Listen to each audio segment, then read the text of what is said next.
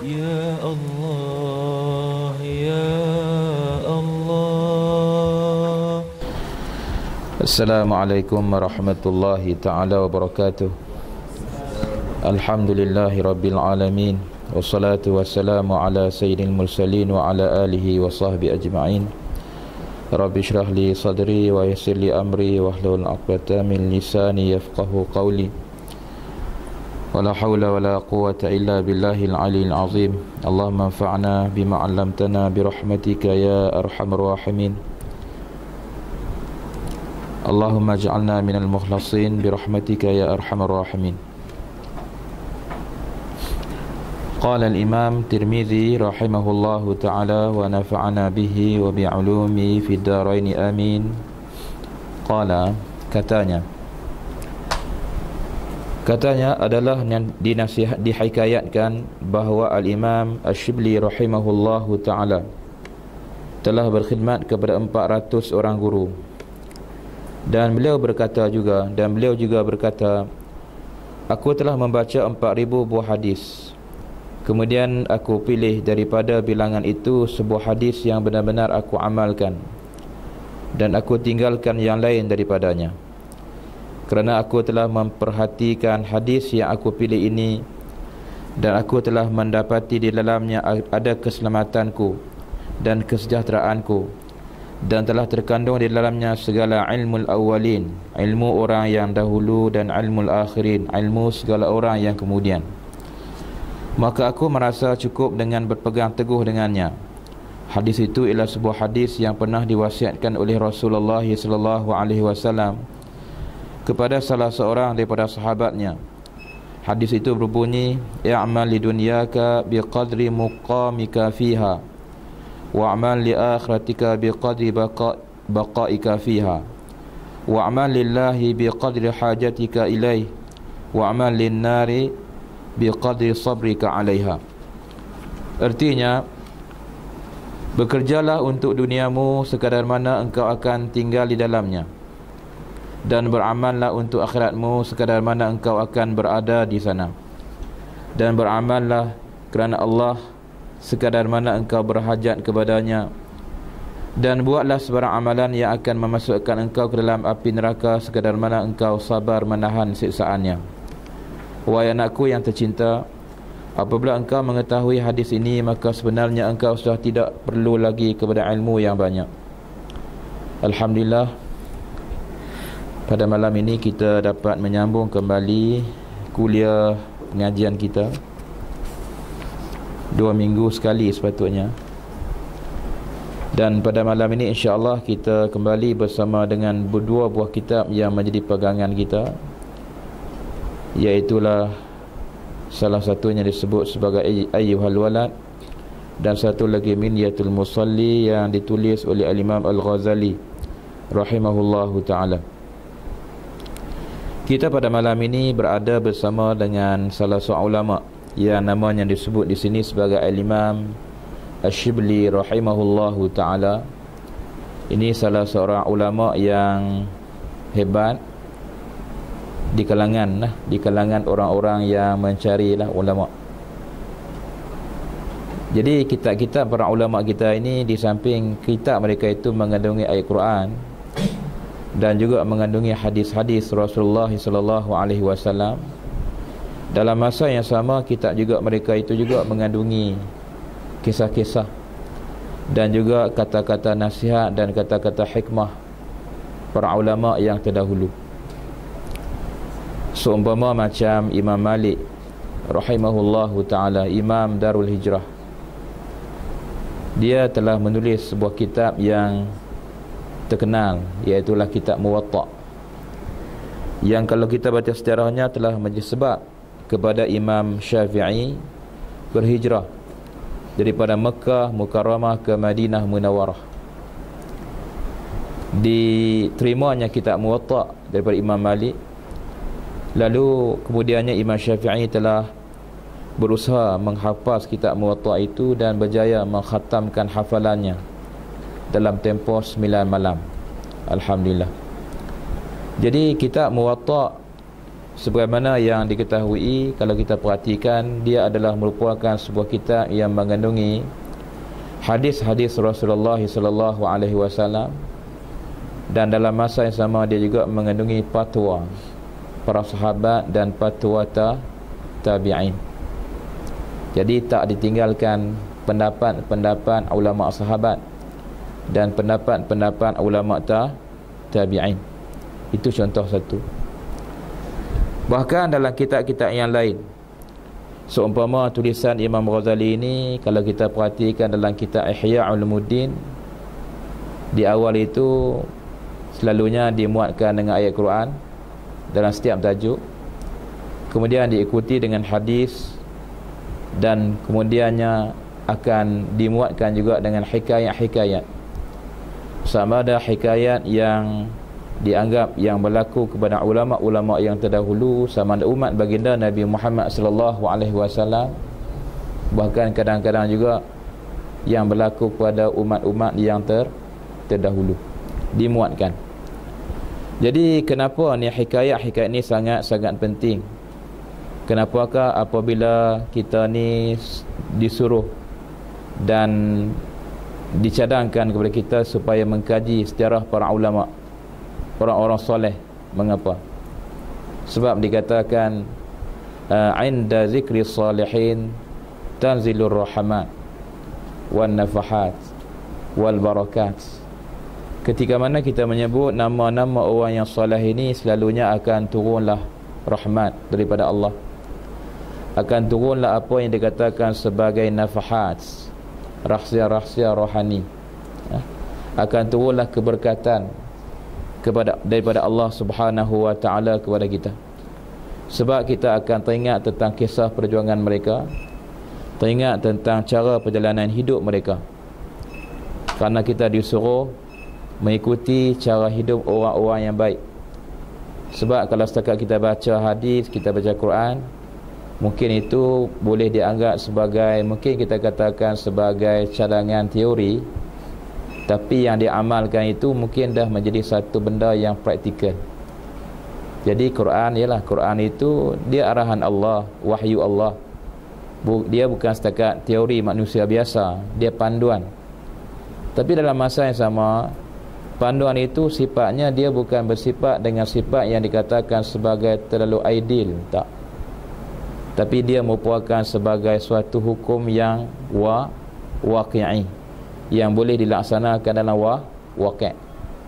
Jadi contoh pelaksanaan itu, yang pertamanya dipraktikkan sendiri oleh Rasulullah sallallahu alaihi wasallam, dan kemudiannya diikuti oleh orang-orang yang soleh, generasi yang ikut Rasulullah sallallahu alaihi wasallam. Dan orang yang mempusakai daripada Rasulullah itu tak lain dan tak bukan ialah siapa? Para ulama. Al-ulama'u warasatul anbiya. Ulama itu merupakan pewaris para nabi, rasul-rasul alaihi wassalatu wassalam. Jadi kita membaca kata-kata mereka, kita mendengar sirah perjalanan hidup mereka.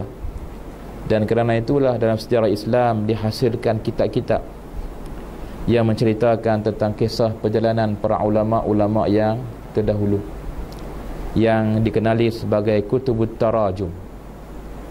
Kutubut tarajum, kitab-kitab yang menterjemahkan hikayat ataupun riwayat hidup para ulama Islam. Kita kaji dalam Islam ini adanya apa dikatakan sebagai tabaqat, kutub at-tabaqat dan sebagainya. Disebut juga sebagai kutubut tabaqat, kutubut tarajum, kitab-kitab tarajum dan kitab-kitab tabaqat. Tabaqatul Syafi'iyah, Tabaqatul Hanafiyah.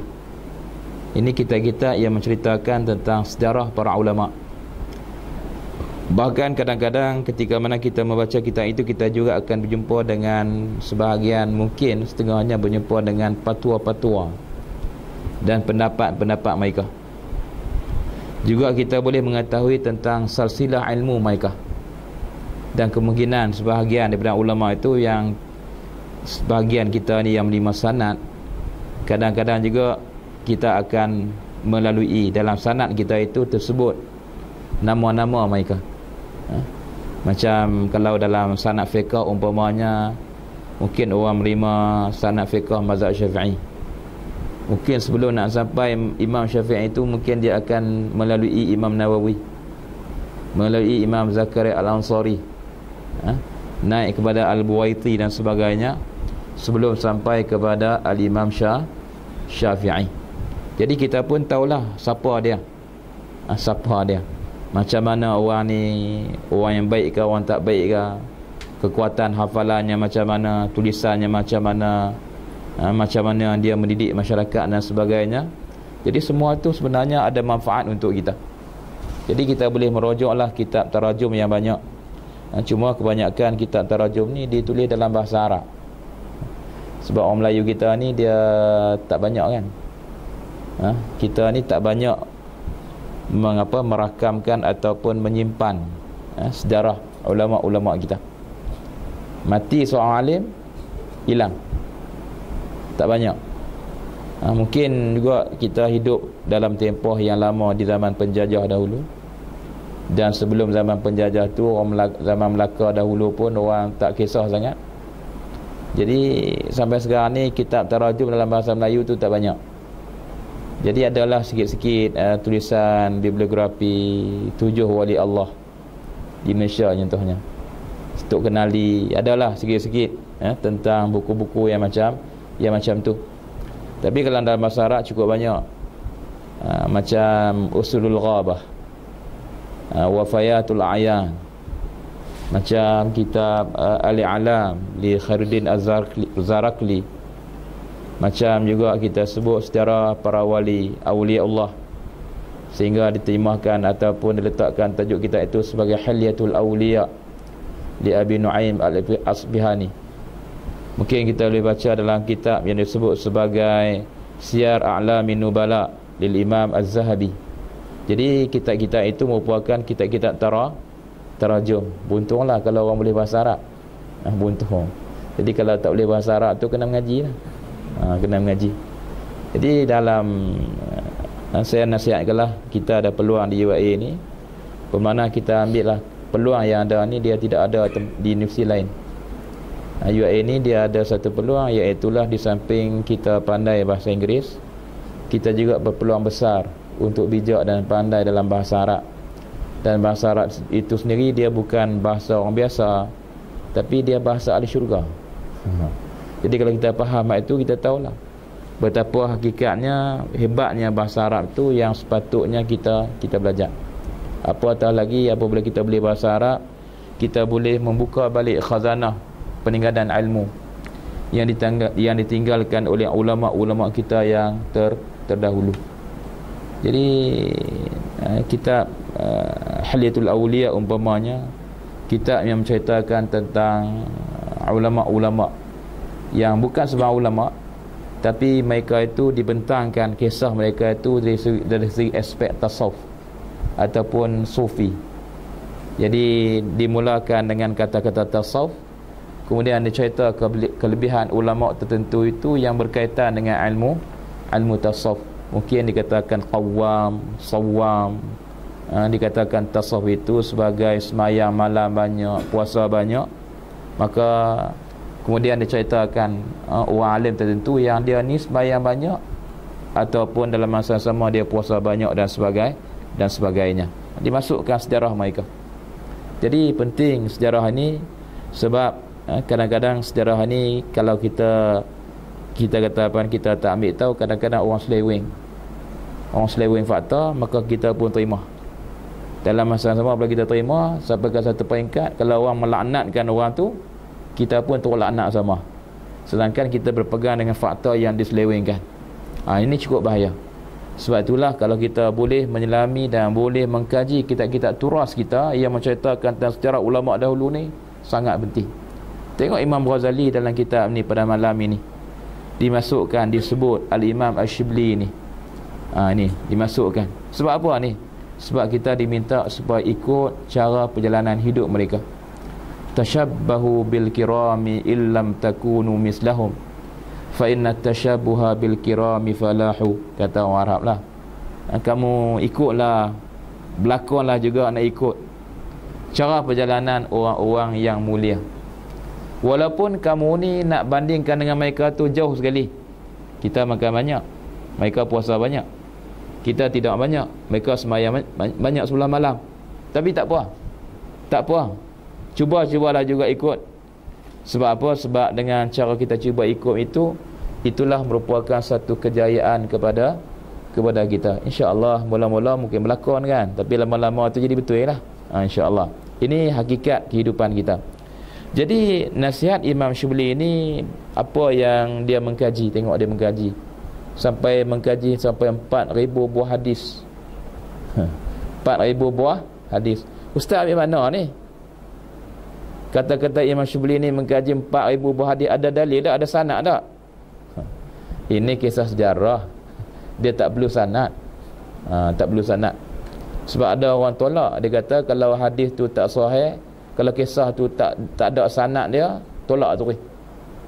Saya terdengar baru ni, dia kata kita tolak terus lah. Dia kata cerita-cerita yang berkaitan dengan Nabi dalam peristiwa hijrah, dia nak keluar, dia baca apa? Wa ja'alna min baini aydihim saddan tu sampai habis. Kemudian cara dia keluar tu perjalanannya, dia letakkan Sayyidina Ali tu di tempat tidur dia. Dia kata sejarah ini tidak ada dalam kitab-kitab sirah. Sejarah ni tidak ada dalam kitab-kitab sunnah. Tak dicerita dalam hadis-hadis sahih, tak ada pun. Ini merupakan riwayat Syiah. Riwayat Syiah, kena buang lah kalau Syiah. Kena buang. Maka dialah saya pun bagi respon mudah daripada kawan-kawan. Saya kata kalau nak buang, kena buang jugalah tungkat Ali dan kecik Fatimah tu. Sebab tu juga Syiah. Mudah je kan. Sebab itu juga Syiah. Buang tungkat Ali, buang kadang-kadang untuk bomoh Melayu pun ada juga untuk bomoh Syiah. Dia baca doa, baca Fatihah hujung tu dengan berkat Sayyidina Ali karamallahu wajhah. Ni tu bomoh Syiah aku ni. Buang juga. Marhaban Melayu pun buang juga. Sebab Syiah Jaddul Husain. Jaddul Husain. Buang semua. Silap. Silap.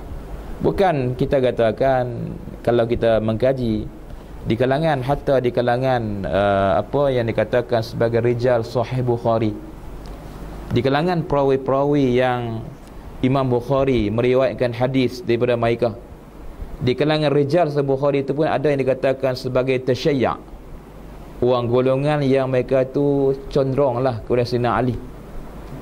Itu di peringkat tu. Tapi bukan kita faham, bukan kita mengatakan mereka tu Syiah Imam 12 yang ada pada hari ini. Tak. Yang tu memang kita hukumkan sesat. Tetapi orang yang dia berdasarkan pandangan dia, dia nampak macam Sayyidina Ali dia betul. Dia cintakan Sayyidina Ali, dia sayang Sayyidina Ali, dia sayangkan Husain, dia sayangkan Hasan. Terus dengan sebab macam tu pun terus kita kata ni Tomah dia, ni Syiah, terus buang terus. Macam orang Melayu lah. Melayu sayangkan Sayyidina Ali dengan apa Sayyidatina Fatimah ni, sampai dinamakan apa tu hak tadi ni, tungkat Ali dan kecik Fatimah tu. Tu lah sayangnya orang Melayu. Nak buang. Bukan. Ini kita katakan manhaj hadis muhaddisin tak sama dengan manhaj muarrikhin. Metod ahli hadis tak sama dengan ahli sejarah. Kitab sirah tu sebagai kitab sejarah, dia bukan kitab hadis. Kita tak kata betul 100% sejarah ya. Kita tak pegang 100%. Dan kita tak bina di atas tersebut hukum. Nak dikatakan hukum halal haram tak. Tapi yang dikatakan metod muhaddisin memanglah dikaji di segi sanadnya. Adakah hadis ini hadis mutawatir, adakah hadis ini hadis sahih. Ini dikaji. Jadi itu manhaj muhaddisin. Ini dain. Jadi kadang-kadang dalam persoalan yang macam ni pun ialah timbul perbelahan di kalangan masyarakat kita. Jadi tak timbul isu lah di sini dalam kitab ni kot-kot lakon dalam ni. Ustaz ni ambil tamana ni. Imam Syibli ni dia sampai mengkaji 4,000 buah hadis ni. Ada sanad ada ustaz? Jangan tanya lah tu kan. Ni sejarah, cerita sejarah. Ini bukan cerita hadis ni, bukan. Baik, jangan tanya. Apa yang kita jumpa? Dia kata dia telah mengkaji hadis-hadis tersebut dan kemudiannya dia membuat satu conclusion, satu ringkasan. Dia mengatakan ialah, dia kata dia meninggalkan hadis-hadis yang lain. Bukan makna tinggal terus. Kalau tinggal yang lain tak ada sembahyang lah. Tak, bukan makna macam tu. Bermakna dia menumpukan pada hadis ni sebagai satu pegangan untuk nak menguatkan amalan beriman, amalan Islam ni dalam diri dia. Iaitu apa hadisnya? Hadis yang berkaitan dengan kata yang berbunyi, hadis itu berbunyi, i'mal lidunyaka biqadri muqamika fiha wa'mal li akhiratika biqadri baqaika fiha wa'mal lillah biqadrika hajatika ilaih wa'mal linnari biqadri sabrika alaiha. Ada 4: dunia, akhirat, Allah dan neraka. Kalau kamu nak buat amal untuk dunia, buatlah. Tapi sekadar apa? Sekadar kamu hidup di dunia lah. Lama tak hidup dunia? Berapa lama? Sekejap ya. Bainal azan wal iqamah. Di antara azan dan iqamah. Iqamah tu iqamah nak semayang lah. Macam mana tu? Sebab kita mulakan hidup kita ni dengan azan. Betul? Kita mulakan hidup kita dengan azan. Sudahinya nanti dengan disolatkan. Sekejap je lah. Jadi sekadar tu maknanya sekejap. Jadi kalau nak himpun dunia banyak-banyak pun tak ada makna. Tak ke mana pun. Sekadar itu saja dunia ni. Sedangkan yang lain tu berpanjangan lagi. Tak tahu sampai bila. Sebagaimana kata Nabi, iaitulah sebagai seorang abiri sabilin, yang orang yang mengembara jauh, kemudian istazalla tahta syajaratin, dia duduk berteduh sebentar di bawah pokok tu, kemudian summa tarakaha, kemudian dia meneruskan perjalanan terus lagi. Sekejap sekadar teduh sebentar saja, tak banyak, sekejap. Jadi itulah, tambah-tambah duduk dekat UAE ni berapa tahun? 4 tahun sekejap kan. 4 tahun tu tak tolak balik kampung ke? Tak tolak cuti ke? Tak tolak yang duk lena bagi-bagi tu tak terjaga. Tak terjaga. Ustaz, hari ni tak sempat ustaz nak pergi hadir kuliah. Minta maaf tak masuk exam ni, terlena. Ada kan? Ada, tanya kawan-kawan tu. Ada. Ramai. Jadilah, bermakna sikit sajalah. Bermakna faedah yang kita ambil dalam kehidupan kita ni, kalau kita tolak semua, tolak lena, tolak makan apa semua ni, berapa banyak sangatlah amalan kita ni bekalan untuk akhirat sana. Baik. Jadi sekadar masa kita ni sangat singkat di atas muka bumi ni. Yang keduanya berkaitan dengan akhirat. Yang ni sepatutnya dibuat sebanyak mungkin. Biqadri baqaika fiha, sekadar kita akan kekal di dalamnya sampai bila-bila, yang tidak ada kesudahannya. Berbahagialah bagi orang yang fil jannah, tetapi sebaliknya nasib yang tak baiklah bagi orang yang berada dalam an-nar. Nasib baik.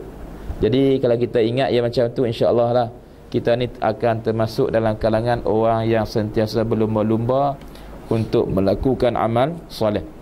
Baik. Kemudian yang ketiganya berkaitan dengan Allah. Apa yang kita buat ni semata-mata untuk Allah. Sekadar kita berhajat kepadanya. Hajat tak? Bila-bila masa pun sangat berhajat kepada Allah. Terutamanya bila? Terutamanya ketika mana kita ni ditimpa musibah. Waktu tu Allah sajalah. Allah sajalah. Kadang-kadang musibah tu datang dengan keadaan tak disangka-sangka. Macam berlaku kepada Ustaz Muhammad Aspandia tu, ya, tak disangka-sangka. Baru habis baca ayat Quran, wa kana fadlullahi 'alaika 'azima, datang trailer belah tangan dia. Saya pergi melawat dia semalam, saya tanya dia, ya, dia kata baru sudah habis. Apa yang berlaku? Dia kata, ialah teringat Maka saya pun tak apalah mengatakan tahur insya-Allah. Satu kifarat dosa, maka alhamdulillah lah dia dapat menerima kenyataan. Maka kawan-kawan yang nak bagi tahu kata ni tangan nak kena potong ni, berat juga. Kebetulan saya kata tak apalah, masuklah, saya baru keluar saja, insya-Allah ustaz boleh terima. Alhamdulillah. Alhamdulillah. Jadi inilah yang kita katakan kadang-kadang tak disangka-sangka musibah.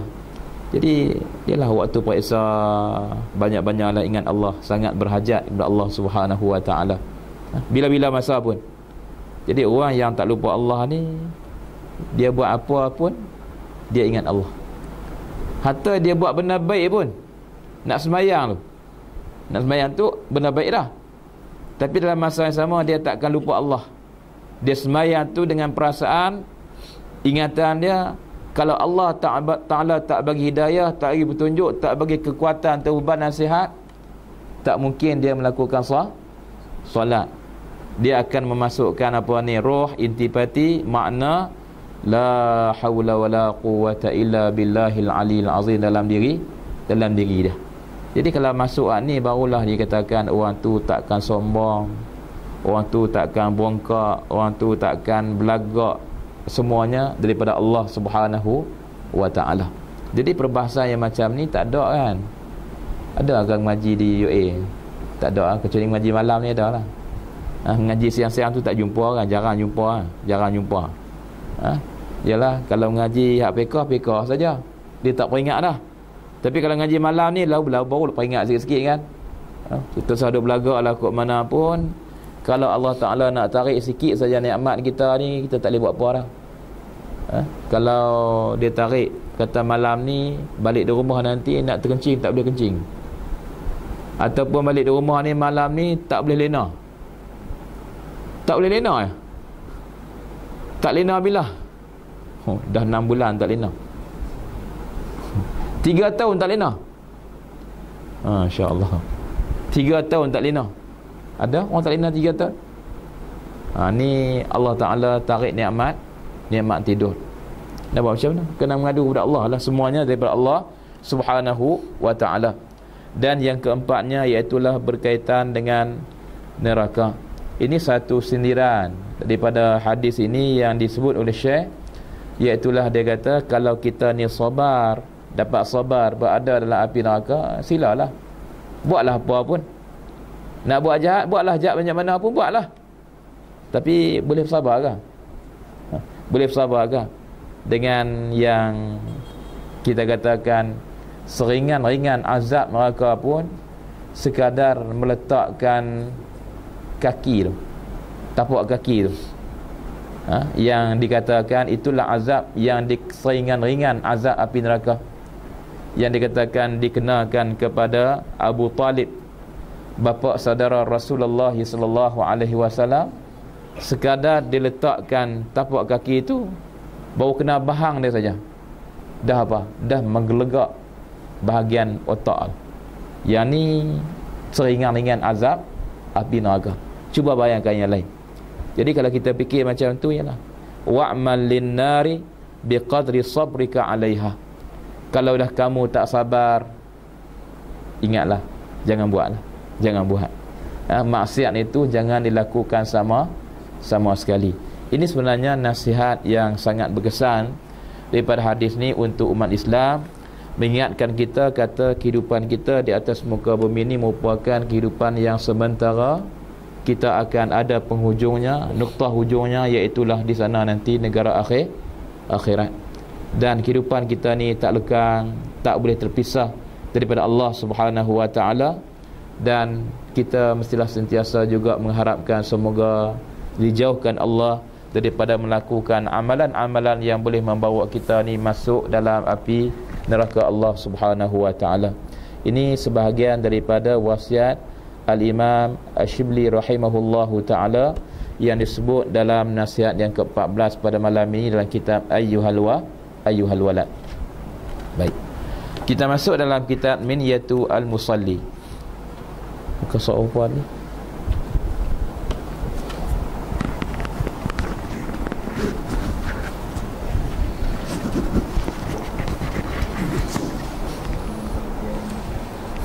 Ya.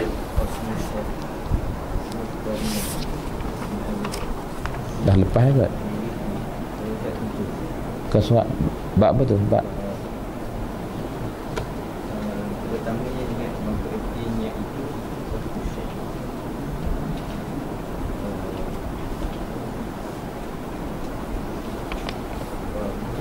bab apa tu? Syarat Bukan sunat. Sunat tak masuk ya?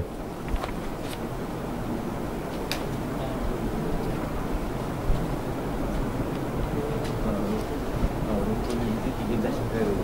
Rukun lah.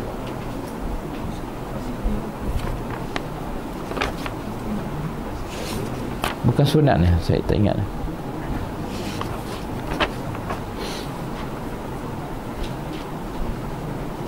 Kesembilan.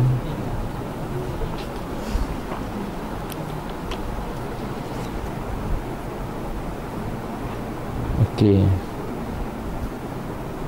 Okey.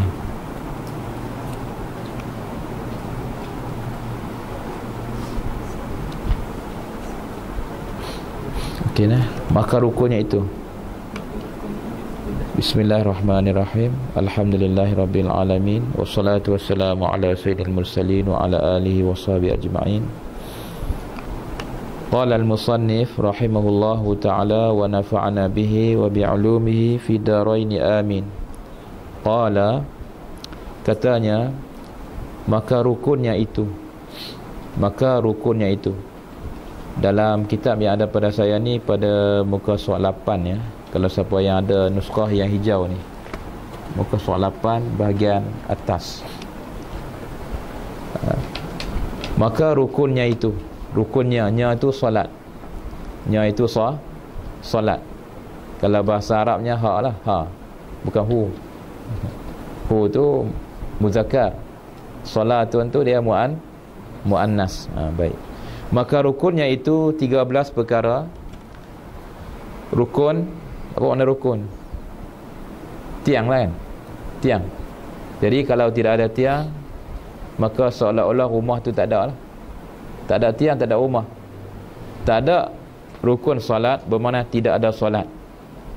Salah satu saja rukun ni tak ada, solat itu seolah-olah dianggap tak ada lah. Memang tak jadi solat tu.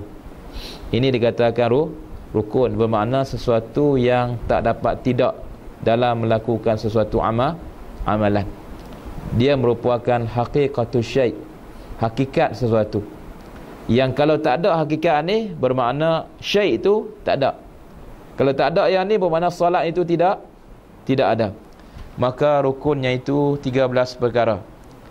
Pertamanya niat. Maka erti niat itu qasdu syai'in muqtarinan bi fi'lih, iaitu menyahaja ia akan suatu hal keadaannya disertakan dengan awal perbuatannya, maka tempatnya itu pada hati. Maka jika adalah sembahyang itu fardu yang lain daripada Jumaat dan qasar, hendaklah ia mengqasad dengan hatinya hendak mengerjakan sembahyang dan dita'arudkan fardunya dan dita'yinkan waktunya. Maka yang tiga itu dinamakan qasdun dan ta'arud dan ta'yin. Dinamakan niat itu dinamakan niat. Maka hendaklah ia hadir akan yang tiga ini, takbiratu al-ihram. Maka jika ada sembahyang itu Jumaat, ditambahi imam jika imam atau makmum, kerana sembahyang Jumaat itu disyaratkan berjamaah daripada awal sembahyangnya. Dan jika sembahyang qasar, maka bagi orang yang musafir, maka ditambahi qasar, ditambahi qasran pula, kerana disyaratkan niat qasarnya itu di dalam takbiratu al-ihram. Dan jika ada sembahyang itu sunat yang mempunyai waktu atau yang mempunyai sebab, maka disyaratkan adalah niatnya itu dua perkara. Pertama qasdun dan keduanya ta'yin, seperti sunat subuh dan sunat 2 hari raya dan sunat gerhana, seperti dihadirkan aku sembahyang gerhana matahari atau gerhana bulan, atau aku sembahyang hari raya adha atau fitrah. Dan jika ada sembahyang itu sunat mutlak, iaitu yang tiada mempunyai waktu dan sebab, maka memadalah niat itu satu perkara jua, iaitu qasdun, hendak mengerjakan sembahyang, dan sunat melafazkan niat dengan lidahnya dahulu daripada takbir, dan menyebutkan bilang-bilang rakaatnya, dan menyebutkan ada atau qada, dan mengidhafatkan bagi Allah, seperti katanya usalli fardhu zuhri 4 rakaatin adaan lillahi ta'ala, atau salas rakaatin pada maghrib, atau rakaataini pada subuh. Itu baru habis rukun yang pertama yang berkaitan dengan niat.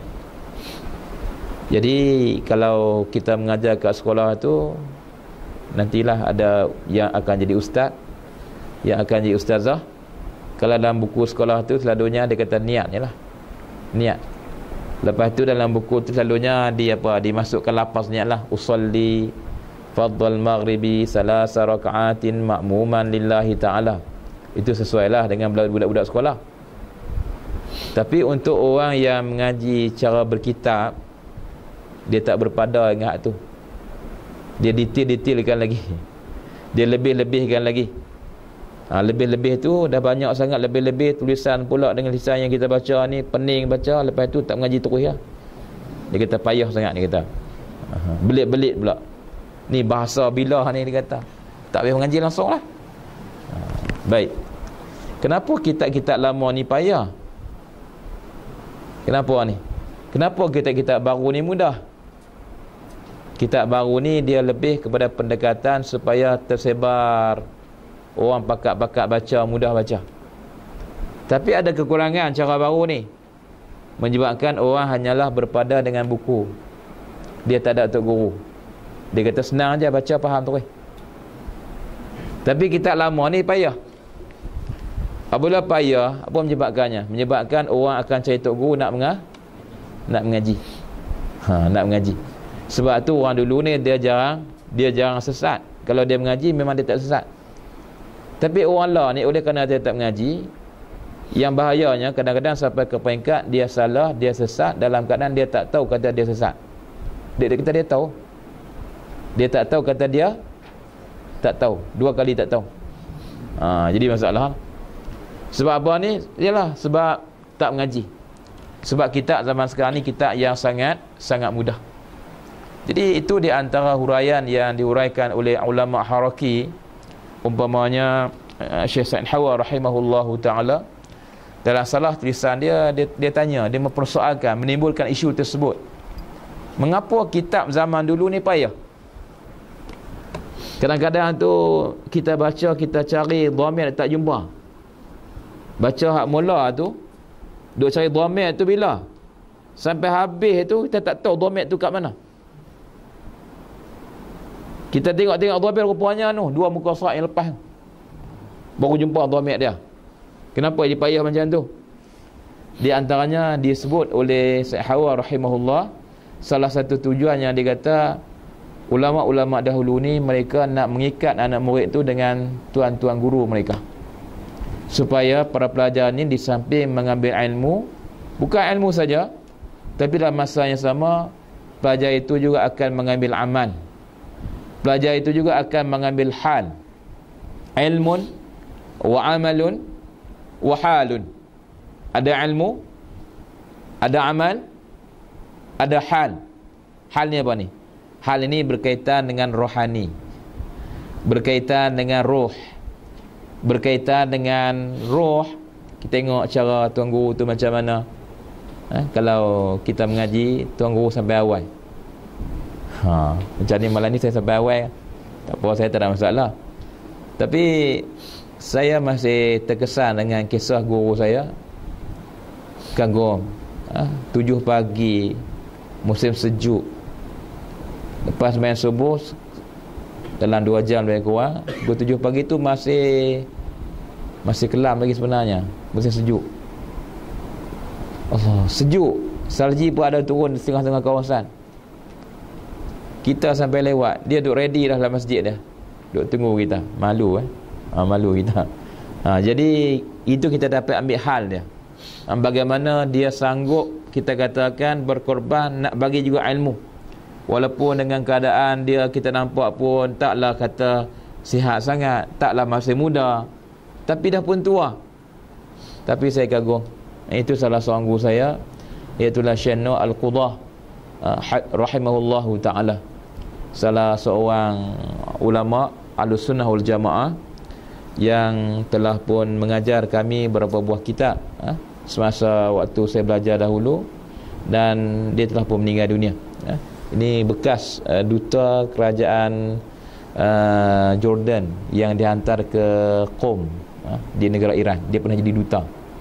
Ini salah seorang guru yang kita katakan ashabul amaim, orang yang memakai serban. Walaupun dia pensyarah universiti, tapi dalam masa yang sama dia tak buang serban dia. Ashabul amaim. Ini guru yang kita tengok pun kita nampak kata simatul ulama. Ada kita katakan sebagai sifat-sifat ulama pada guru tersebut, tegasnya, ketegasannya, keikhlasannya dan sebagainya. Jadi saya nak nyatakan tadi, kenapa ulama-ulama dahulu ni kadang-kadang kerang kita payah nak baca, ya ada tujuannya. Dan ulama Melayu pula, kenapa kan kita ni payah? Ialah kita ni dah jauh dengan mereka. Jadi tulisan mereka ni tulisan dalam bahasa yang sesuai di zaman mereka. Macam orang pergi ke Mekah, berjumpa dengan orang Melayu Mekah tu, dia cakap zaman bahasa Melayu zaman tahun 1940-an. Kita pada Malaysia ni dia perkembangan bahasa kita. Mereka kelompok mereka tu terputih dengan kita zaman tahun 1940-an dululah. Jadi ada perkataan-perkataan yang kita tak faham kan? Tak faham. Sama-sama kita pun tak faham kan? Bahasa Kedah, bahasa Kelantan, ngeceh. Tak faham tak? Faham kan? Lepas tu faham lah kan? Ini perkataan-perkataan yang kita katakan bahasa. Jadi ini salah satunya kita tengok di sini. Cara ejaannya pun tak sama dengan ejaan tulisan Jawi kita yang kita belajar di sekolah yang ada pada hari ini. Sebab itulah saya nak menegaskan, kitab yang seumpama yang macam ni kita mesti berguru. Kita mesti berguru. Kalau tak berguru, memang sesat. Habis dah saya guru tak jumpa, guru yang mudah siapa? Mr. Google, lagi sesat. Mr. lagi Google, lagi sesat. Baik, apa jadi imam? Katanya, pertamanya niat. Maka erti niat itu qasdu syai'in muqtarinan bi fi'lih. Qasad sesuatu yang disertai dengan perbuatannya. Lepas kita qasad, lepas kita tujukan nak buat sesuatu, kita buat terus. Itu niat. Apa maknanya? Maknanya kalau qasdu syai'in ghairu muqtarinin bi fi'lih, qasdu syai'in ghairu muqtarinin bi fi'lih, kita nak tuju sesuatu tapi tak diikuti dengan buat, itu bukan niat. Itu namanya azam. Kita semayang, kita sampai di masjid, nak solat tu angkat takbir. Dalam takbir itu Allahu Akbar, waktu itulah kita niat. Kita niat tu merupakan kita menyertai dengan awal perbuatan solat. Itu namanya niat. Tapi duduk di rumah kita, duduk di asrama, ambil wuduk, mandi, ambil wuduk apa semua, pakai baju, waktu tu pun kita niat, aku nak pergi solat dekat masjid tu. Terus main ke masjid, terus kita katakan Allahu Akbar. Kita tak niat apa dah solat kita ni. Kenapa hang beramai macam tu? Kita pun jawab, tadi dekat rumah tadi ni, dekat asrama tadi ni dah pun niat. Aku niat dah nak sembahyang tadi. Kenapa nak niat lagi? Kita kena faham. Yang ni hak di sana tu bukan niat. Itu dikatakan qasdu syai'in ghairu muqtarinan bi fi'lih. Kita qasad sesuatu tetapi tak diikuti dengan perbuatan. Itu namanya azmun. Itu namanya azam. Itu bukan niat. Itu bukan niat. Ini yang dibezakan dalam mazhab Syafi'i. Berbeza dengan sebahagian mazhab, mereka mengatakan datang saja, tak payah dah angkat tangan terus Allahu Akbar. Mereka mengatakan niat dah ada tadi. Tapi mazhab Syafi'i ini dia detailkan lagi sampai ke peringkat yang dikatakan niat bila? Niat ketika mana kita dah nak buat niat. Itu dikatakan niat perbuatan tu sendiri. Kecualilah bagi puasa. Kecuali bagi puasa. Sebab apa bagi puasa ni tak dituntut kita supaya puasa itu kita nak niat dia waktu mula-mula nak puasa tu. Bila mula-mula nak puasa? Bila mula-mula nak puasa? Bila? Waktu nak masuk waktu subuh tu. Macam mana waktu nak masuk waktu subuh? Perhati macam mana ni? Di situ ada apa? Di situ ada keuzuran. Di situ ada apa? Ketidakupayaan kita untuk nak niat macam tu. Kerana itulah untuk puasa ni kita boleh niat lagi sebelah malam. Ini dikatakan fiqh ni ataupun Islam itu sendiri, dia merupakan satu syariah, satu undang-undang yang waqi'i, yang meraih juga waqi' manusia. Duk parti nak matahari tu bila nak mula timbul. Pajak sedik tu bila nak mula timbul. Payah tak? Tak mungkin. Sebab itulah kita boleh niat sebelah malam lagi dalam masalah puasa. Tapi dalam masalah solat boleh. Dalam masalah ibadat boleh. Jadi sebab itulah dalam konteks yang macam ni untuk solat waktu tu. Baik. Dikatakan lagi. Apa dia kata? Iaitu menyahaja ia akan suatu hal keadaannya disertakan dengan awal perbuatannya, maka tempatnya itu pada hati. Dia bukan pada lafaz. Usalli itu bukan niat, tapi usalli itu merupakan lafaz yang Nabi Muhammad sallallahu alaihi wasallam pun tak berlafaz dalam masalah solat. Tak ada riwayat yang mengatakan Nabi ni usalli fardhu zuhri 4 raka'atin ma'muman lillahi ta'ala. Nabi tak pernah buat dan tak diriwayatkan dalam hadis Nabi buat macam tu. Nanti nak solat Isya ni kok-koklah kita katakan usalli fardhal asya'i 4 raka'atin ma'muman lillahi ta'ala. Sebab apa kau buat macam tu? Sebab Nabi buat. Ada tak riwayat? Tak ada. Jadi kalau macam tu engkau buat juga ni, engkau buat apa ni? Buat benda bid'ah. Buat benda bid'ah ni masuk neraka. Engkau solat pun masuk neraka. Hak tak solat tak apa pula no. Baik apa jadi? Maknanya apa? Maknanya bukan semestinya apabila tak dilakukan oleh Rasulullah sallallahu alaihi wasallam, bukan maknanya benda itu tidak ada dalam Islam. Sebab apa? Sebab di samping Quran, di samping hadis, kita ada dalil-dalil yang lain. Kita ada qiyas, kita ada ijma', kita ada masalah mursalah dan dalil-dalil yang lain. Hatta dalam masalah solat mungkinlah Rasulullah sallallahu alaihi wasallam tak buat macam tu. Tapi ada ketika yang lain dalam masalah haji Rasulullah buat. Labbaik Allahumma bi umrah. Nabi buat.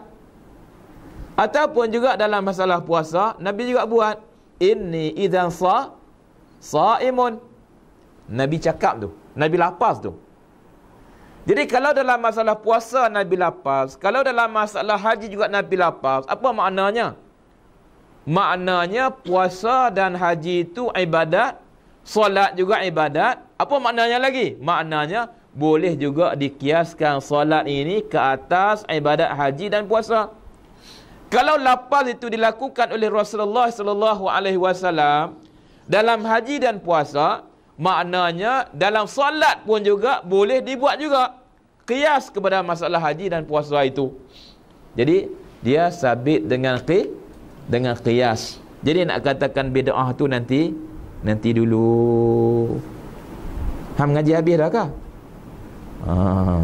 Tak mengaji habis, cuma duk perhati dalam Google saja dia kata. Baik. Apa lagi?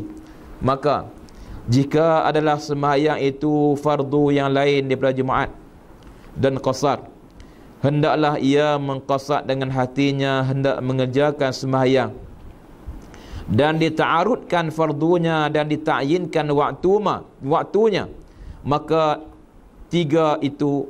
yang tiga itu dinamakan qasdun dan ta'arudun dan ta'yinun. Ada qasad, ada ta'yin, ada ta'arud. Orang Melayu kata qasad lah. Arabnya kata qasdun. Qasdun tu apa tu? Qasdun tu usalli. Usalli yang ada dalam hati kita. Ingatan, aku nak solat. Aku solat. Aku memang buat solat ni. Itu qasdun. Yang dikatakan ta'arud, iaitulah ada ingatan lintasan dalam hati kita fardu. Usalli, semayang. Memang aku semayang ni saja sungguh. Memang tujuan aku semayang sungguh. Semayang apa? Fardu. Makna ta'arudun itu maknanya dalam bahasa Arab iaitulah ta'arudun lil fardiyah. Ta'arudun lil fardiyah. Bermakna kita ta'arud, bermakna kita nak semayang ni, semayang apa? Semayang fardu. Dan ta'yin pula, ta'yin itu iaitulah menentukan nama waktu. Sahaja aku semayang fardu maghrib, sahaja aku semayang fardu Isyak, selesai. Allahu Akbar, ada yang tu 3 saja, selesai. Habis ustaz yang bersilat panjang tu, Allahu Akbar. Kenapa jadi macam tu? Sebab ustaz yang mengajar tu dia duk tekan satu tu saja. Dia kata kena habis ni, kena habis semua sekali ni. Sahaja aku semayang fardu maghrib 3 rakaat mengikut imam kerana Allah Ta'ala. Kadang-kadang tambah lagi kerana Allah Subhanahu Wa Ta'ala. Kelang kabutlah kawan tu. Jadi cara kita kalau jadi ustaz nanti, jadi siapa-siapa pun nak mengajar orang, buat hak 3 ni dulu. Jadi lepas tu kita beritahu dia yang sempurnanya baru habis tu. Jadi kalau dia faham hak 3 ni dah okey dapat dah, dia takkan jadi macam tu. Ni kesianlah tengok Allahu Akbar. Baru dapat tu. Bersilat dah 3-4 kali kan. Tambah-tambah tu kadang-kadang Allah ada agak macam tu. Tak dapat kan. Kena sembahyang raya apa jadi? Kena tu imam pula dia jadi. Tu imam tua pula, duduk depan pula sembahyang raya. Makmum di belakang ni dah habis dah 7. Rupanya tu imam tu tambah lagi 7. 14 kali tu. 14 kali takbir sembahyang raya tu. Kelang kabut tak? Jangan. Ini kita katakan kita kena faham yang pentingnya 3 tu. Mudah aja. Allahu Akbar. Sahaja aku sembahyang fardu zuhur. Habis. Tak diwajibkan ada ingatan dalam hati kita kerana Allah Ta'ala. Tak diwajibkan ada ingatan dalam hati kita 3 rakaat ke 4 rakaat ke, tak. Jadi taklah panjang sangat kan. Cuma kalau sempurnanya, kalau orang tu dapat ke semuanya, itu ada dianggap sebagai apa? Yang akmalnya, yang paling sempurnanya. Alhamdulillah. Baik, apa jadi? Maka jika adalah sembahyang itu fardu yang lain daripada Jumaat dan qasar, hendaklah ia mengqasad dengan hatinya hendak mengerjakan sembahyang, dan dita'arudkan fardunya dan ditakyinkan waktunya. Maka yang 3 itu dinamakan qasdun dan ta'arudun dan ta'yin, dinamakan niat. Maka hendaklah ia hadirkan yang 3 ini pada takbiratul ihram.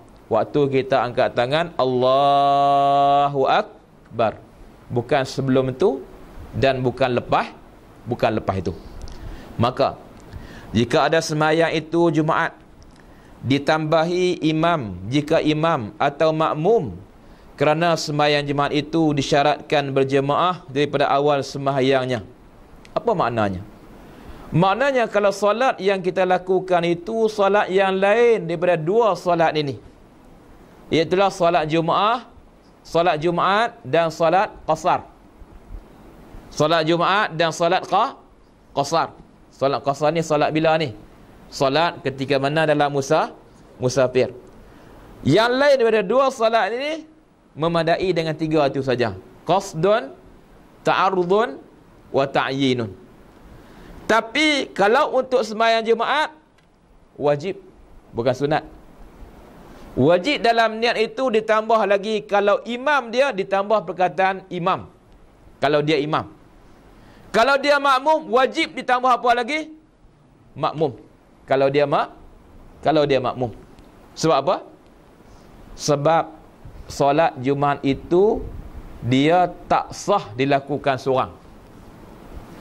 Sebab solat Jumaat itu wajib dilakukan secara berjamaah. Atas dasar dia wajib berjamaah, maka mesti ada yang dikatakan sebagai makmum atau imam tadi. Tengoklah keadaan dia. Dia imam kan dia makmum? Ditambah lagi satu dalam niatnya. Jadi 4 lah. Qasdun, ta'arudun, wa ta'yinun, dan satu lagi imam ataupun makmum bagi sembahyang Jumaat. Bagi sembahyang Jumaat supaya sah sembahyang Jumaat itu. Supaya sah sembahyang Jumaat itu. Kalau tidak, sembahyang Jumaat itu tak sah. Berjemaah dalam sembahyang Jumaat ni wajib. Berapa rakaat? 2 rakaat. Tapi dia wajib 2 rakaat ni sebenarnya dia diwajibkan berjemaah hanya dalam 1 rakaat saja. Dia bukan wajib berjemaah 2 rakaat. 1 rakaat saja. Nanti kita akan mengaji dalam bab yang berkaitan dengan solat Jumaat, di mana bagi orang yang dia membaca banyak, dia mengkaji banyak hukum fiqh ni, kadang-kadang mereka akan berjumpa dengan masalah kalau seorang tu dia sembahyang Jumaat, dia nak pergi kerja cepat, jabat dia masa awal. Tu imam pula hari tu, Allah, dia baca surah tu setengah juzuk baca. Sembahyang Jumaat setengah juzuk dia baca. Dah lah tadi khatib baca khutbah panjang dah. Macam mana nak edit? Jadi kalau orang tu dia pandai, tak apalah. Dia dapat saja 1 rakaat dengan imam. Lepas tu buat apa? Masuk rakaat yang kedua je, dia muparakah tu. Tu imam ni kalau aku tunggu lagi tak dia kerja kita. Mampu aku orang ni. Masuk saja rakaat kedua, dia muparakah tu. Boleh tak? Jawapannya tuan-tuan, dalam fiqh mazhab Syafi'i ini boleh.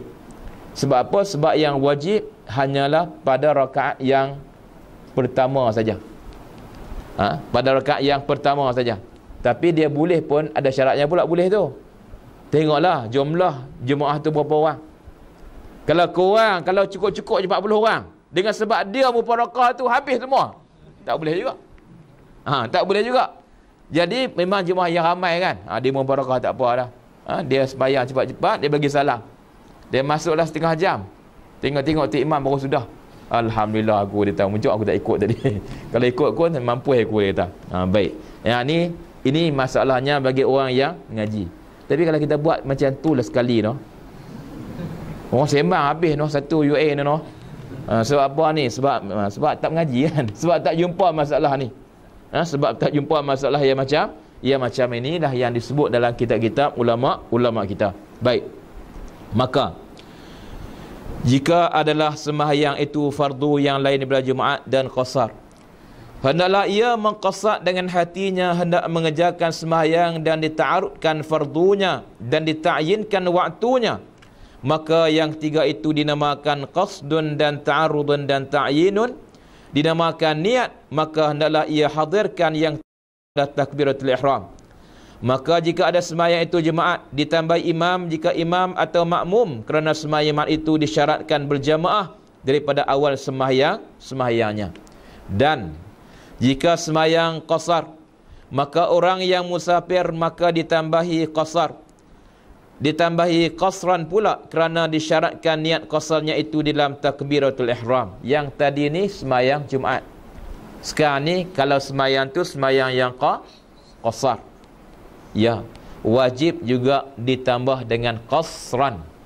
Sebab membawa makna supaya dibezakan di antara semayang yang tamam dengan semayang yang qasar. Sebab yang asalnya ialah 4. Oleh kerana dia dapat 2, jadi dia kena masuklah qasran ini supaya dapat dibezakan di antara yang tamam dengan yang qasar ini. Maka dimasukkan juga qasar. Sahaja aku semayang fardu zuhur qasran. 4 juga. 4 benda lah. 4 benda. Sahaja itu apa tu? Qasdun. Sahaja aku semayang usalli qasdun. Lepas tu aku semayang fardu, itu ta'arrudun lil fardiyah. Yang ketiganya zuhur ta'yin, dan yang keempatnya qasran. Ni kena ada 4 ni. Kalau semayang tu semayang qasar, tak kiralah sama ada dia melakukan secara berjamaah ataupun dia semayang seorang. Tak kiralah. Tak kira. Baik. Dan jika ada semayangnya itu sunat yang mempunyai waktu atau yang mempunyai sebab, maka disyaratkan adalah niatnya itu 2 perkara. Pertama qasdun, pertama qasdun, dan keduanya ta'yinun, seperti sunat subuh dan sunat 2 hari raya. Ada 2 saja. Usalli sunnata subuh dan usalli sunnata Aidil Fitri. Cukuplah. Dia ada 2 tu saja. Dah memadai, iaitulah apa tu yang dikatakan sebagai qasdun dan ta'yin. Apa qasad? Usalli tu. Ta'yin dia sunnata subhin. Itu ta'yin. Sunnata subhin. Dan juga apa? Usalli sunnata Aidil Fitri. Itu ta'yin. Dan sunat gerhana, seperti dihadirkan aku semayang gerhana matahari atau gerhana bulan, aku semayang hari raya. Bahkan kalau tak ada niat sunat pun tak apa. Sahaja aku semayang sunat lah. Sahaja aku semayang hari raya Aidilfitri, tak ada sunat pun tak apa. Itu dibolehkan dalam niat untuk apa ni? Untuk semayang sunat. Yang dikatakan semayang sunat itu dia ada waktu dan dia ada apa tu? Dia ada syarat, dia ada yang dikatakan dia mempunyai waktu atau yang mempunyai sebab.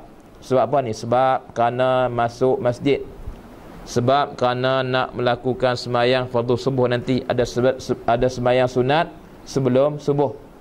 Ustaz, ba'diyah, qabliyah tak payahkah? Tak apa. Itu tak ada masalah.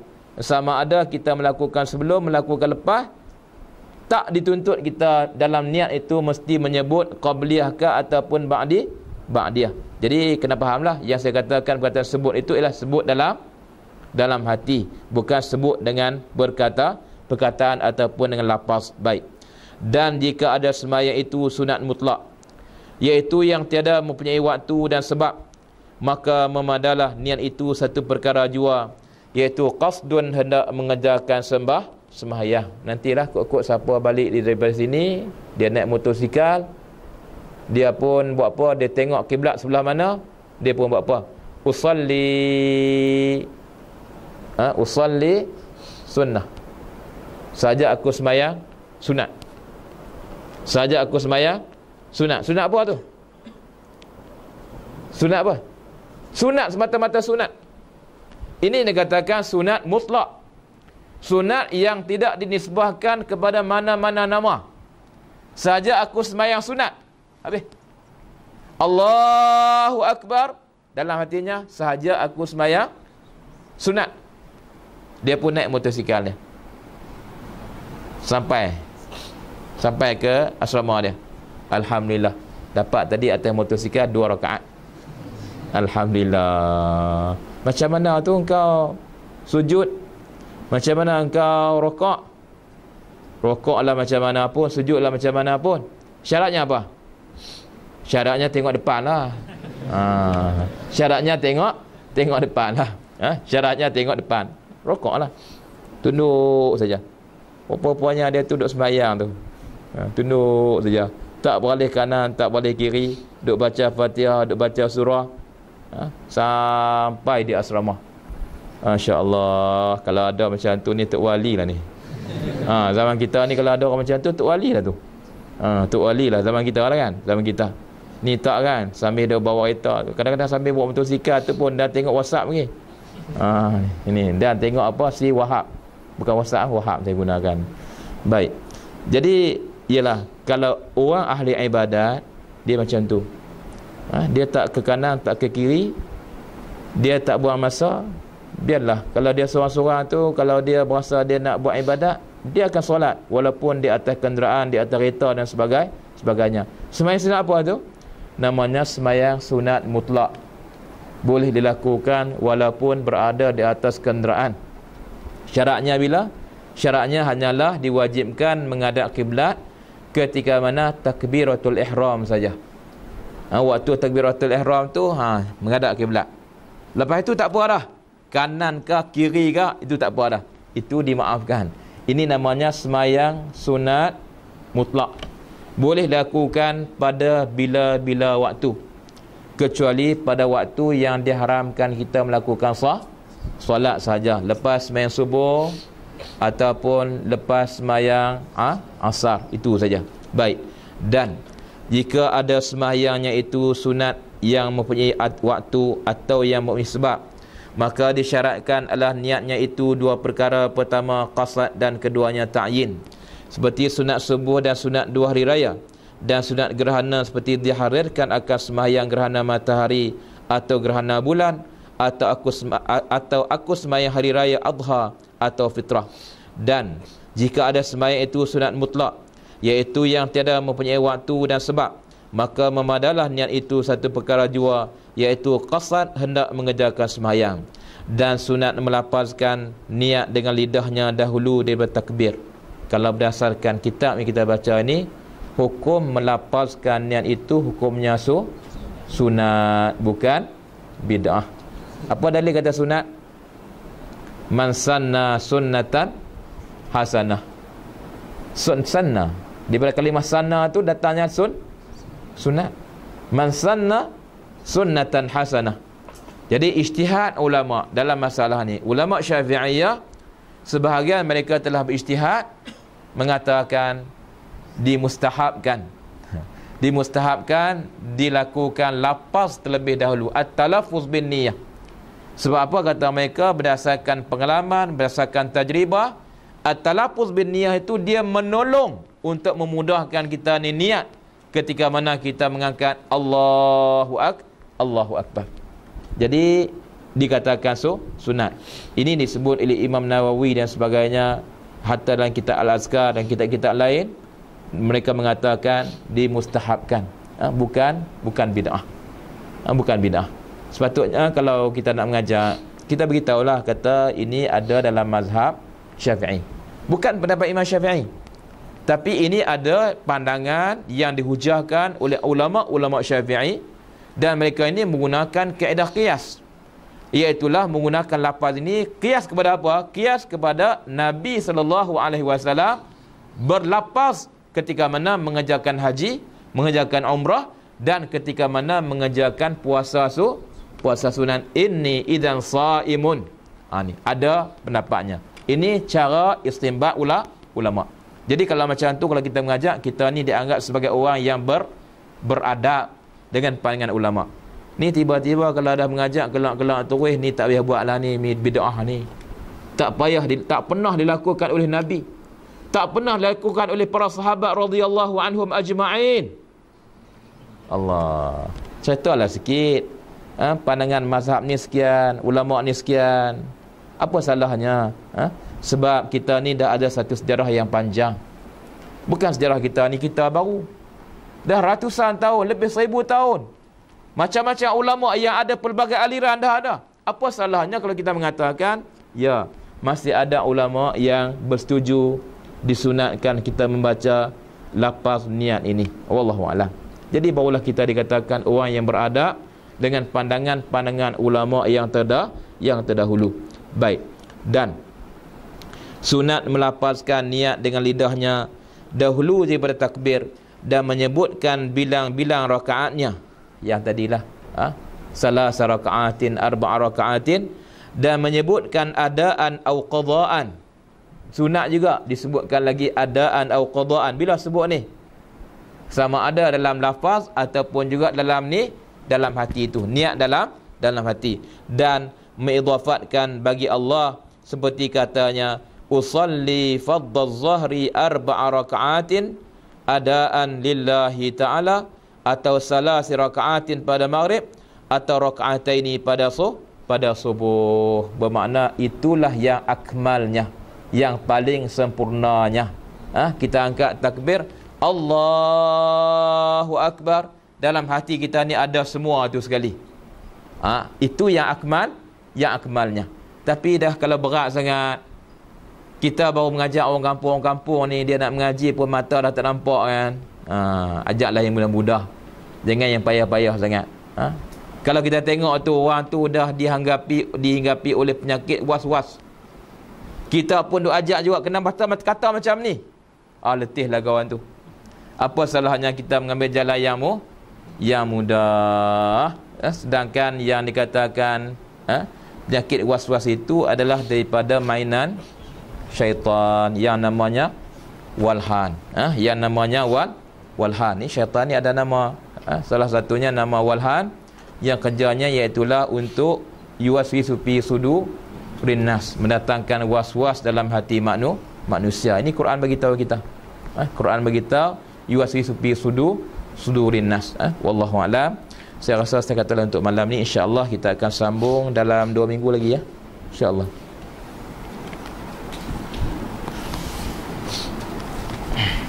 Ada soalan? Tak ada. Ada soalan? Kalau tak ada soalan, kita baca tiap lepas tu kita solat. Okey.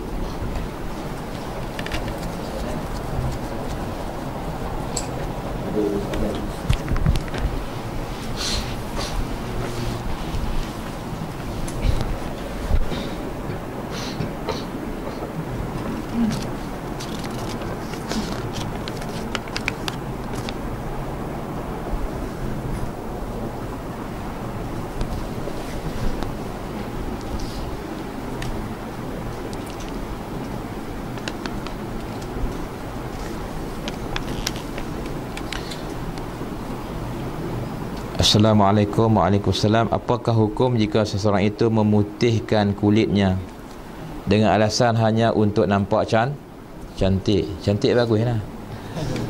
Bermakna kalau kita mencantikkan ataupun memutihkan kulit kita setakat dengan bedak ya, tak apalah. Tak apalah. Tapi kalaulah ada cara lain, kalau ada teknologi kikih kulit tu, kikih hitam tu, yang tu jadi masalah sikit lah. Takut nanti termasuk dalam sampai ke peringkat merubah asal kejadian yang Allah Subhanahu Wa Taala ciptakan kita. Baik. Yang keduanya, apakah hukum jika lelaki memakai gelang kulit ataupun getah?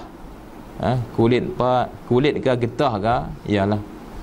Pada tidak dalam masalah ni, masalah yang ada yang setengah pendapat mengatakan boleh, ada setengah pendapat mengatakan tak boleh. Jadi saya dalam masalah ni, kita tengoklah keperluan lah. Kalau kita katakan tak ada keperluan apa, dengan sebab pakai tu kadang-kadang boleh membuatkan kita ni jatuh muruah kita, jatuh maruah harga diri kita, boleh ketika itu kita hukumkan dia mendekati kepada haram. Tapi kadang-kadang ada keperluan, macam sahabat-sahabat kita yang ke Mekah Mukarramah tu, tak, tamu haji menyediakan gelang tu. Kalau tak pakai gelang tu, nanti itu sebagai tanda dia. Jadi pakai itu sebenarnya dia ada masalah juga, supaya kalau ada hilang dan sebagainya, ya kita mudah cari. Memang saya tak nafikan ada fatwa yang mengatakan pakai gelang itu dihukumkan sebagai haram, sebagai haram. Memang ada fatwa. Tapi dalam masa yang sama, kita tengoklah juga keadaan, dan masih ada juga ulama yang mengatakan harus, tak mengapa dan sebagainya. Tapi tengoklah keadaan juga. Wallahu a'lam. Dah banyak pula ni. Cukup Adakah benar jika sehari kita tidak bertanya khabar dengan ibu bapa sewaktu kita belajar luar negeri dianggap anak yang tidak ada sifat birrul walidain? Jika ada, hanya doakan mereka sejak dekat itu birrul walidain. Tidak ada dalil lah dalam masalah ni. Bermakna yang pentingnya kita baguslah kalau setiap hari tu telefon ke ayah mak tanya apa khabar, tu memang bagus sangatlah. Tapi tak bermakna kalau dia tak telefon tu, tak bermakna dia tu tak melakukan birrul walidain. Dia tak tanya pun, tapi masya-Allah lepas sembahyang saja Al-Fatihah, dia baca Fatihah, dia menghadiahkan kepada ayah dan ibunya walaupun ibunya itu masih hidup. Tak ada masalah. Wallahu a'lam. Baik. Yang keduanya, apakah hukum membeli emas kemudian dia menjual emas untuk mendapat duit? Beli dengan dengan tunai, jual juga dengan tunai, itu tidak ada masalah, itu dibolehkan. Yang menjadi masalahnya pada hari ini, sama ada beli sama ada jual itu kadang-kadang bukan dengan secara tunai, tapi secara bertangguh. Yang tu yang jadi masalah, yang termasuk dalam riba yang dikatakan sebagai riba jual beli ataupun ribal buyu', ataupun juga disebutkan sebagai ribal hadis. Riba yang dia tidak ada dalam Quran tetapi dia ada dalam hadis-hadis Rasulullah sallallahu alaihi wasallam. Hadis yang berbunyi umpamanya az-zahabu biz-zahabi wal fiddatu bil fiddati wal milhu bil milhi wal burru bil burri wasyairu bil syairi. Lagi apa di hujung tu di antaranya disebut mislan bi mislin, yadan bi yadin. Mesti dia berlaku secara apa? Secara sama. Kalau emas dengan emas, mesti timbangannya sama. Dan dalam masa yang sama, dia tidak boleh berlaku secara bertangguh. Mesti yadan biyadin, secara tunai ataupun on the spot. Yang ni tak dapat tidak. Jadi memang kita beli emas ni, mungkin kita tak beli emas dengan emas, tapi kita beli emas dengan duit. Maka duit itu sendiri pun dianggap kedudukannya dengan segala ilahnya itu kita menganggap dianya sama dengan emas. Dia ada unsur yang dikatakan sebagai ats-tsamaniyah. Dia ada unsur nilai mata wang. Jadi oleh kerana ada unsur nilai mata wang itu, dia sama dengan emas. Jadi sebab itulah dia tidak boleh dilakukan secara bertangguh. Jadi kita kena hati-hatilah dalam masalah ni. Dan saya nampaknya dalam masalah emas yang berlaku sekarang ni sebenarnya bukan jual beli itu, tapi sebenarnya dia mungkin kebanyakannya mungkin boleh dikatakan termasuk dalam skim cepat kaya. Sebab dalam keadaan ekonomi dunia yang hari ini emas harganya turun, dia tak naik, tiba-tiba dengan kita menyertai skim-skim yang tertentu, maka kadang-kadang orang tu boleh mendapat kekayaan dengan begitu cepat sekali. Tak mungkin. Sebenarnya dia ada kaitan dengan money game. Dia pusingan duitnya. Macam lebih kurang macam apa ni dipanggil apa ni, downline. Macam dia bagi ni kepada upline je. Orang yang masuk kemudian dihimpun, dibagi kepada orang yang masuk dahulu saja. Lebih kurang macam tu saja kalau kita gaji. Tak mungkin. Kita fikir logik lah. Harga emas turun, tiba-tiba dalam masa yang sama, macam mana skim ni boleh memberi keuntungan yang berganda-ganda? Logik kan? Tak logik. Jadi itu yang kita mempertikaikannya. Baik.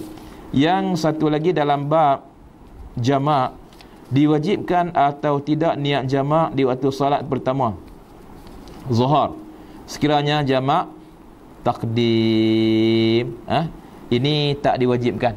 Sebab apa? Sebab jamak tu memang kita katakan dilakukan dalam perbuatan tu sendiri dah pun dianggap sebagai jamak. Perbuatan tu kita sembahyang yang hak dulu, hak kemudian tu kita lakukan dalam solat yang pertama, dalam waktu yang pertama. Perbuatan tu sendiri pun dah dianggap sebagai jamak. Jadi menunjukkan itu tak wajib jamak. Baik, wallahu a'lam. Tak wajib niat jamak tu dalam sembahyang tersebut. Wallahu a'lam. Baik, selesai ya. Moga-moga yang baik daripada Allah Subhanahu wa taala. Allah manfa'na bima 'allamtana bi rahmatika ya arhamar rahimin. Rabbana atina fid dunya hasanah wa fil akhirati hasanah wa qina azabannar. Walhamdulillahirabbil alamin. Assalamualaikum warahmatullahi taala wabarakatuh.